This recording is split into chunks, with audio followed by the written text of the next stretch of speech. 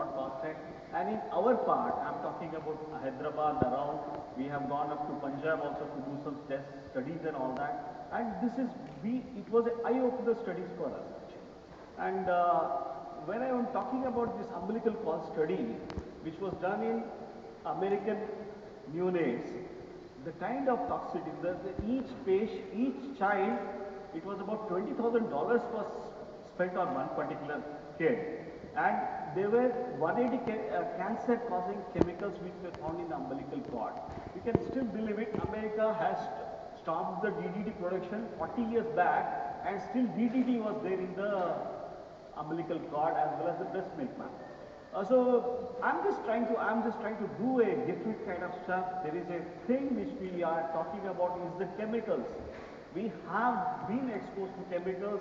It's from there are a number of ways chemical occurs. Interestingly, we are talking only about food, air and water pollution. Now, this 10-American study, there was food, no water, there was no external kind of thing. The child was in the womb. So I'm just trying to caution you, from the start itself, we have our cans full here. We can't certainly add more toxicity and get into problems. Yes, the human body has got amazing kind of thing. Only thing what I feel, doctor, is there is no manual which has been sent along with this machine, and there was no this particular thing. And somehow, what we look into when we look into toxicology is this particular toxins, plastics, and hydrocarbons and pesticides. There is no way of elimination out unless you induce it. When I'm talking about air pollution causing lung cancer, I'm trying to focus on mostly few things which has been reported as trace kind of stuff. I'm talking about arsenic, I'm talking about cadmium, I'm talking about mercury and nickel. In the day-to-day practice, it is a matter of relevance. I'll show you how. There is a concept called cancer villages in China. In the South China, there is a places where along with the river and streams and lakes and all that, if you put a foot into the river, you are going to end up with having some skin problems and all that. 18, 20 years old are getting the cancers which are supposed to, when we normally, in the case of, we used to think, when I did my medical graduation, I used to think cancer is a disease of geriatrics, that particular thing. I just want to do it fast. I want you to understand the kind of situation is what we are facing here. There is no kind of respect which is given for the environmental safety, sir. There is a lot of things we are trying to work out in a place like Nalgonda district, where the kind of hexavalent chromium is thrown. It is even thrown in the water. You see the stream of water full of hexavalent chromium. This kind of slide which I have shown, this happens in the place in Namacherlo, and this kind of thing we have shown into one of the international, this one. The people were really astonished. This is definitely a genocide. The hexavalent chromium, you see the effects of hexavalent chromium, what we have did. All these 5 individuals, they are having something called nasal perforation. This is the most acute manifestation.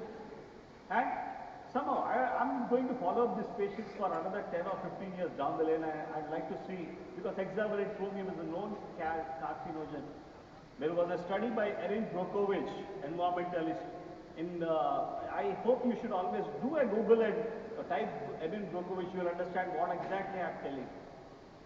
When the hexavalent chromium, which is causing a lot of cancers. So it is not just, it is a mishandling of the hazards and toxic waste. Somehow I feel cigarette smoking is cigarette kills. When we were children, we were not that aware if cigarette definitely kills or not. But this generation, they are smarter people. They know, yeah, cigarette kills. There are some other things they have to take care of that. So there is a lot of, particularly in our part in India, I'm talking about both the rural and urban area, people are not aware the kind of hazardous waste and all that. There are a lot of spills which are happening in this kind of scenarios. These are all chemicals. I can always say this is the kind of what are potential bombs basically. You just see what's going to happen. I'm just trying to what study we did. I'm trying to come to that, but we are trying to put across this particular thing. We were involved with this kind of study in Punjab, Malwa district, and where BARC was able to show the high levels of uranium in the water. There are again in Malwa district, there are things called the villages are up for sale. The situation is so bad there. The people they have become infertile. They don't have kids. They have cancers very early in the age and all that. And it's a big social issue. We see uranium mining around this particular thing, and we know about what is uranium. What surprised us when we were trying to work out with this, the thing is there is a high levels of uranium, and it is supposed to be into the new Nagarjuna Sagar area. And Nagarjuna Sagar area is a water supply, it supplies to most of the parts of the Hyderabad and other places and all that. And it is, madam, it is 20 times higher. Uranium level is found 20 times higher. To make you understand what are the limits of uranium levels, it is like it's too far as such, and that particular thing can cause mutation and cause problems basically. I keep making fast.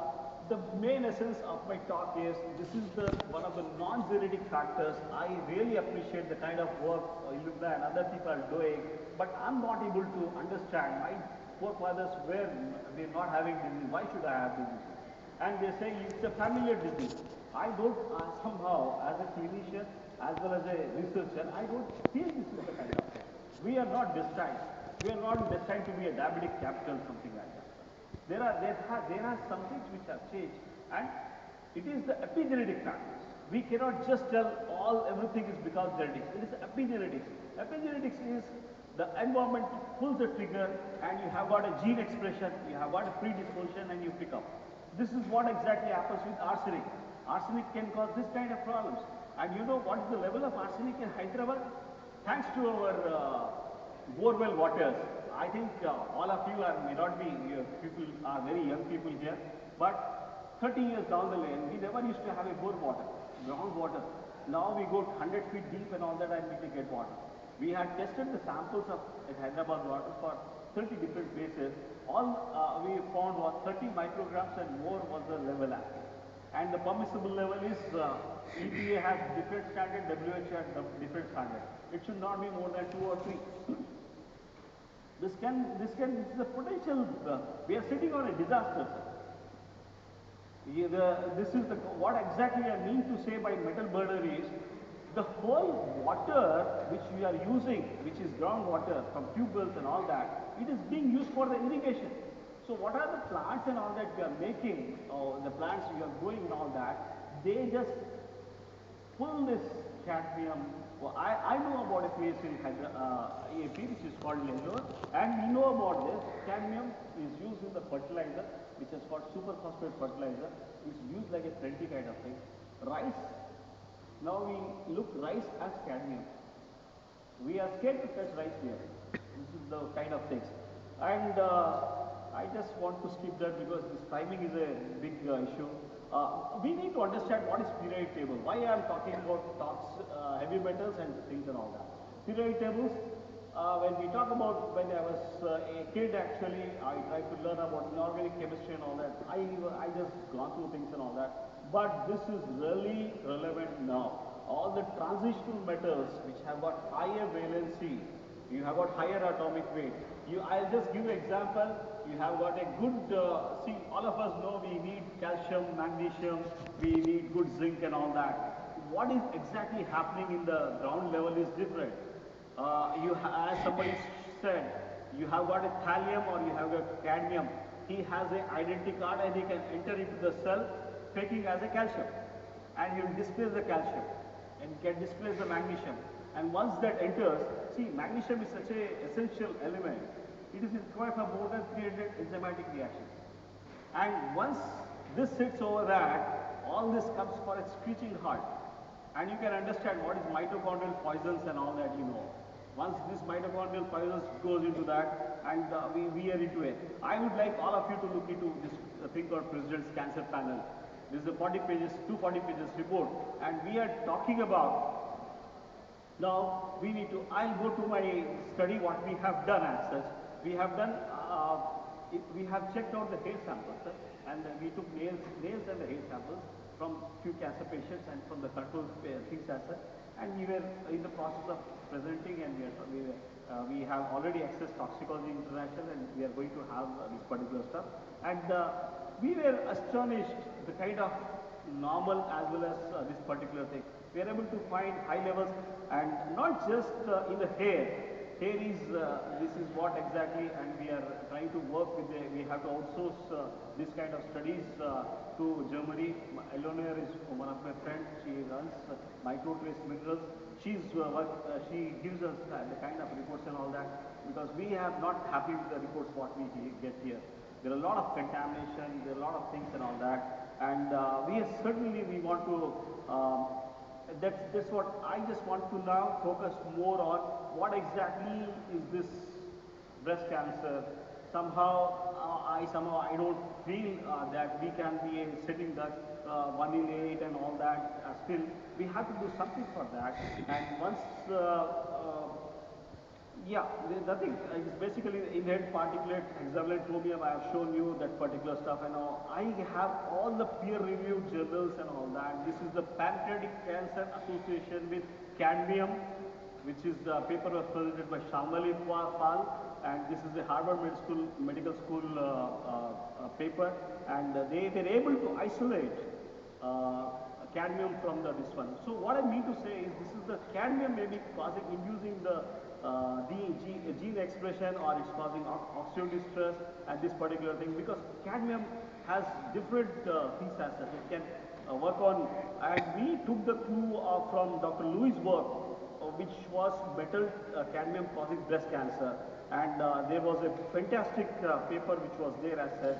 We started working on that, and just somebody was talking about that. There was sir, I think you were talking about stem cell. I'll just give you that thing also.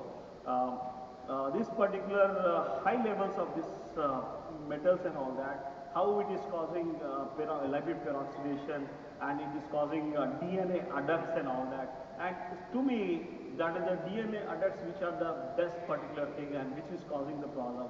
I don't know. Basically I like to work with some of the things as such. We have a network.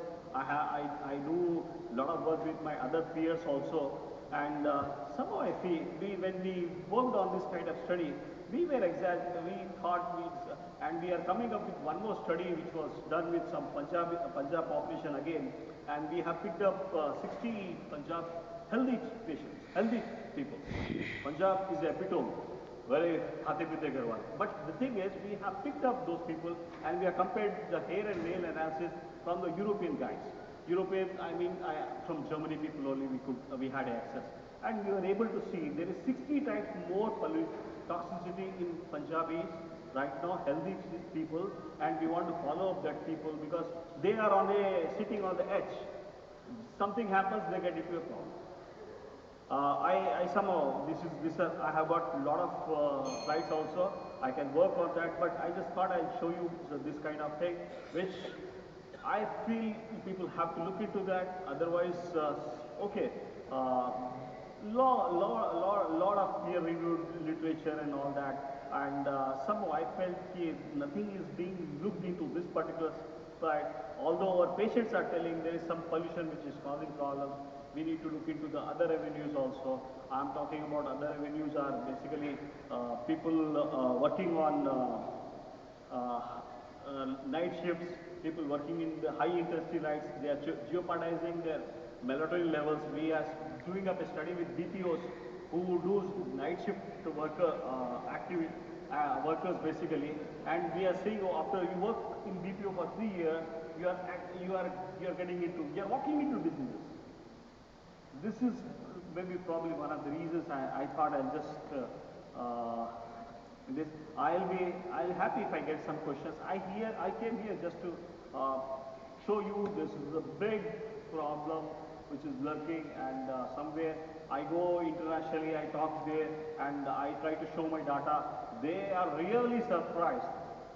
Germans, they cannot understand what is happening in India. They say you are an Indian, you live in Hyderabad, you live in Bombay, they don't want to come here as a guest speaker. Thank you. Can I just comment Yes. something? Yes, ma'am. I think, I don't know whether it's too late now to fix things, but I think that we have to know the root causes of what is happening. And me and my colleagues, my friends who studied here, we did our PhDs here, and we discuss over there when we see the regulations, tight regulations of the toxic material disposal and everything.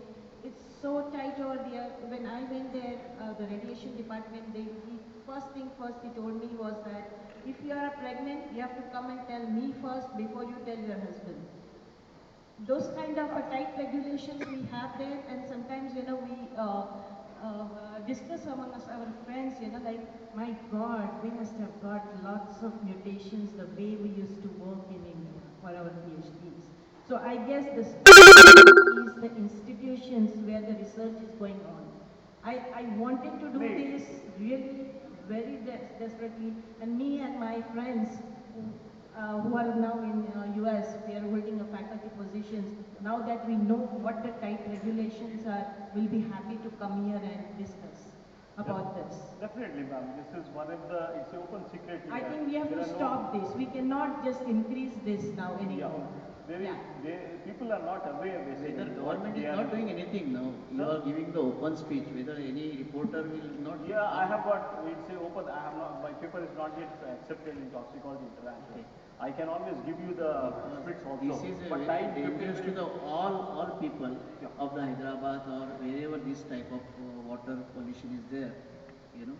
Yeah. I think it starts from the research institutions, because I think the way we are We are- disposing things, exactly. that is really bad. I know, I can see the difference now that I'm in US.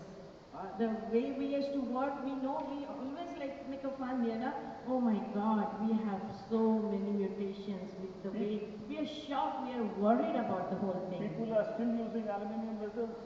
They are not aware of that. Yes. Thank you.